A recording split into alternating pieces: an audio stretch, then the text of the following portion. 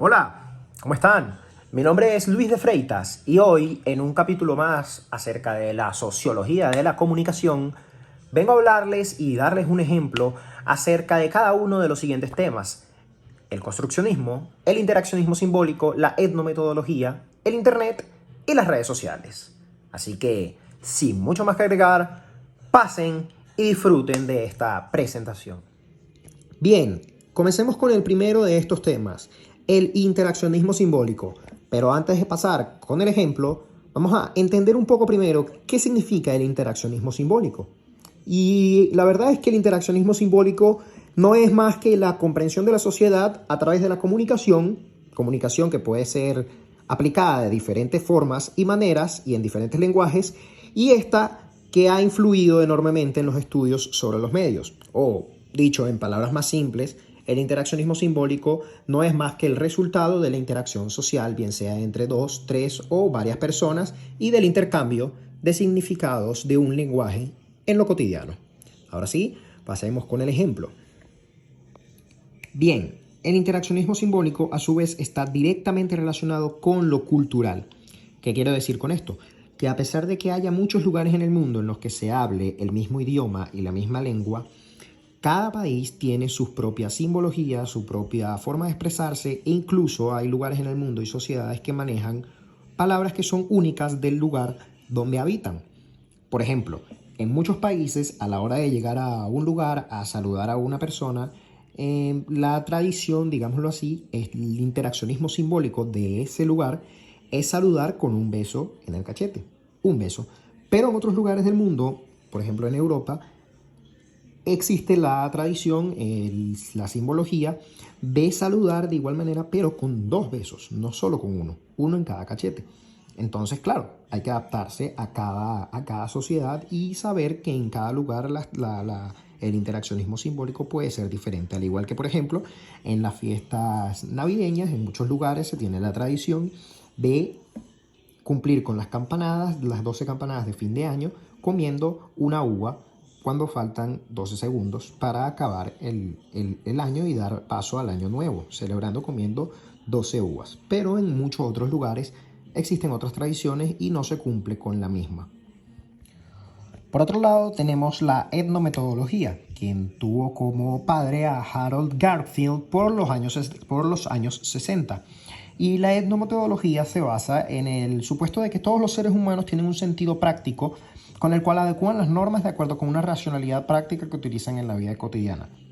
En términos más sencillos, se trata de una perspectiva que toma en cuenta los métodos que los seres humanos utilizan en su vida diaria para sentarse, ir al trabajo, tomar decisiones, entablar una conversación con los otros, etcétera. Dicho incluso de otra manera más fácil y práctica, no es más que la forma en la que interactúan dos personas o más, y se puede interpretar de distintas maneras dependiendo del lugar donde estén o de las tradiciones de ese lugar, es el lenguaje que manejen, entre otras. Por ejemplo, como una palabra puede significar una cosa en un sitio y en otro sitio esa misma palabra, dicha y escrita de la misma manera, puede significar otra totalmente distinto por la etnometodología que existe en cada lugar. Por ejemplo, la palabra forro en Venezuela es utilizada por las personas para referirse a un protector del teléfono, un protector de cualquier otro tipo de aparatos electrónicos. Mientras que esta misma palabra, dicha de la misma forma, en Argentina la palabra forro significa un insulto e incluso las personas se refieren a ella para referirse a un preservativo. En otro orden de ideas encontramos el construccionismo, que no es más que aquellos fenómenos psicológicos individuales que se desprenden de contextos sociales o que son básicamente realidades creadas por individuos. Por ejemplo, una construcción social puede entenderse como un concepto, una práctica que para algunos puede parecer natural y obvia, pero para quienes la aceptan o están en contra puede ser una realidad totalmente distinta o verse de una forma que esas personas no entienden. Entonces, básicamente el construccionismo es dependiente netamente de cada sociedad y la forma en la que cada persona haya vivido, las experiencias que haya tenido y cómo esa persona entienda su realidad. Básicamente el construccionismo nos quiere decir que cada realidad es distinta y cada persona puede entender las cosas de diferente manera, pese a parecer igual muchas de ellas para esos individuos.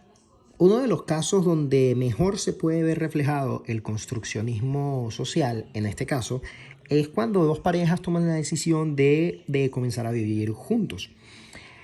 Ahí siempre suele haber un choque de realidades en ambos casos. Estas realidades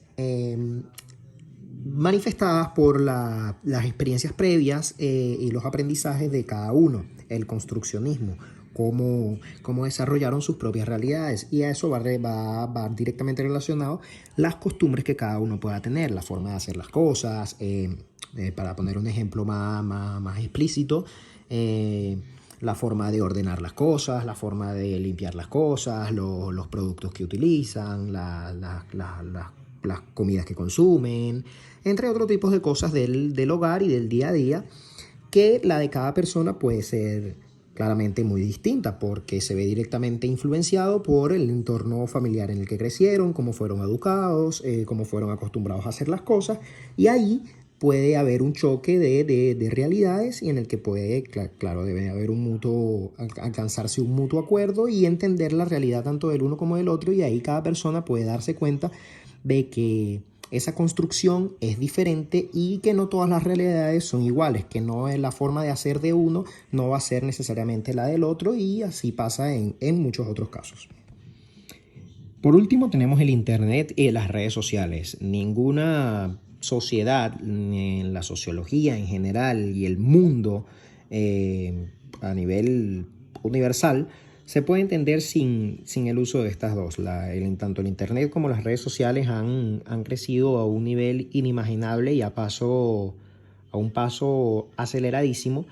al punto de que los puntos anteriores que hemos tocado, como lo son la etnometodología, el interaccionismo simbólico, el construccionismo, todos ellos se ven directamente relacionados e implicados con las redes sociales.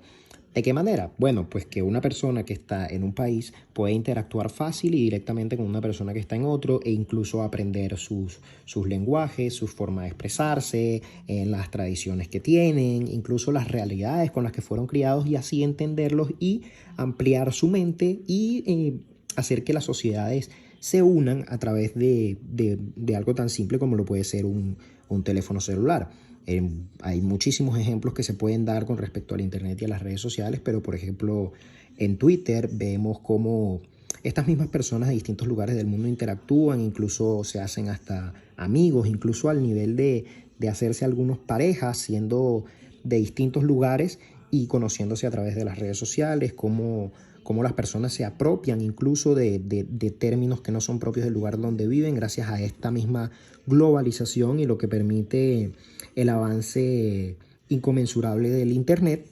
Y también lo podemos ver reflejado en otras cosas tan simples como las personas se informan a través de las redes sociales. Ya básicamente las personas no acuden a una revista o un periódico para enterarse de las últimas noticias, de qué es lo que está pasando en el mundo, sino que todas las personas con un teléfono celular y con acceso a las redes sociales, como lo pueden ser Twitter, Instagram o Facebook, pueden estar enteradas de absolutamente todo lo que pasa en el mundo en cuestión de segundos. Lo vemos también de manera más humana, de manera presencial, cuando estamos por las calles y vemos, indistintamente del lugar en el mundo donde te encuentres, a las personas sentadas en un restaurante, tomándose un café, hablando entre ellas, pero a la vez cada uno con sus teléfonos móviles, hablando con otras personas del mundo, incluso utilizándolos para trabajar desde un país a otro, a través de las redes sociales, con los community managers, que ahora también existen y es un empleo que está en crecimiento, y así sucesivamente. O sea, es algo muy grande, cada vez más global, y que influye directamente en la sociología de la comunicación, que no se puede entender a día de hoy sin el uso del Internet y de las redes sociales. Sin más nada que agregar, muchísimas gracias por su atención y los esperamos con otro capítulo acerca de este hermoso mundo.